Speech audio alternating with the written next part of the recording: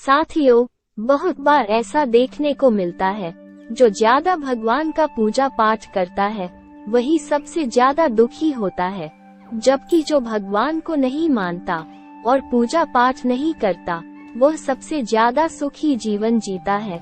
इसका उत्तर भगवान श्री कृष्ण ने श्रीमद् भगवत गीता के माध्यम से बड़ी साफ शब्दों में बताया है।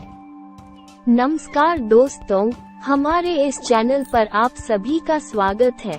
अगर आप भी भगवान श्री कृष्ण के भक्त हैं तो कमेंट में जय श्री कृष्ण जरूर लिखें, और आपने हमारे इस चैनल को अभी तक सब्सक्राइब नहीं किया है तो जल्दी से कर दे। तो चलिए शुरू करते हैं। अर्जुन ने भगवान श्री कृष्ण से पूछा कि माधव, जो लोग ज्यादा पूजा पाठ करते हैं वह ज्यादातर दुखी और परेशान रहते हैं, जबकि जो लोग भगवान का नाम भी नहीं लेते, भगवान का स्मरण बिल्कुल भी नहीं करते या हमेशा गलत कार्य में लिपटे रहते हैं, उन लोगों को मैं सुखी देखता हूँ। उसके पीछे क्या कारण है, मुझे समझाने का प्रयास करें।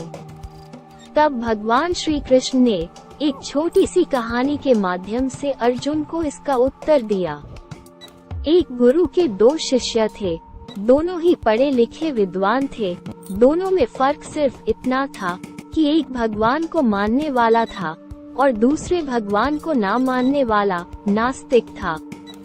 एक ऐसा था जहाँ पर भगवान की कथा होती थी या जहाँ भजन होता था वहाँ दौड़ के चला जाता था और भगवान की पूजा पाठ करने लगता था, तो दूसरा शिष्य इन सब चीजों से काफी दूर रहता था और मदिरा पान भी करता था, छल कपट में लीन रहता था।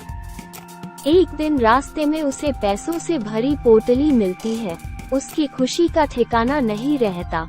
वह जोर जोर से चिल्लाते हुए सबको बताता है, मुझे आज पैसों से भरी पोटली मिली है और मेरा जीवन सफल हो गया।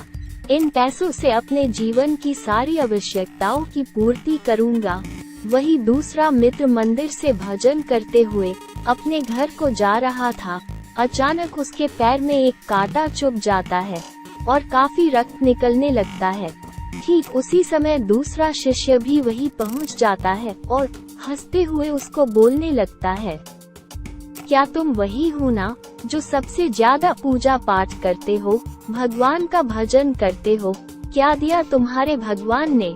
मुझे देखो, मैं कभी मंदिर नहीं गया और न ही मैंने कोई भी काम अच्छा किया। मेरे घर में भगवान का मंदिर भी नहीं है।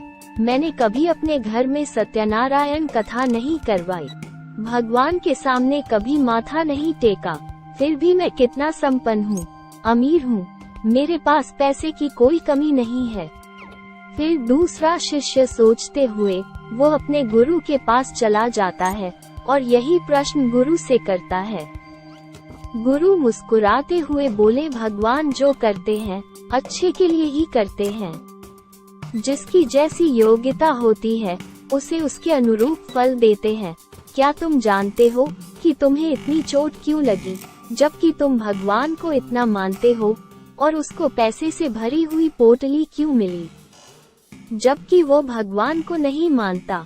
तो सुनो, तुमने पिछले जन्म में बहुत पाप किया था, इसलिए तुम्हारी आज मौत होने वाली थी, पर तुम बच गए क्योंकि तुमने इस जन्म में भगवान की बहुत सेवा की है। यही एक कारण है कि तुम्हारी मौत न होकर सिर्फ एक ही कांटा चुभा। अब तुम्हारे मित्र की बात करते हैं। पिछले जन्म में वह एक संत महापुरुष था, इसलिए उसकी आज किस्मत बदलने वाली थी।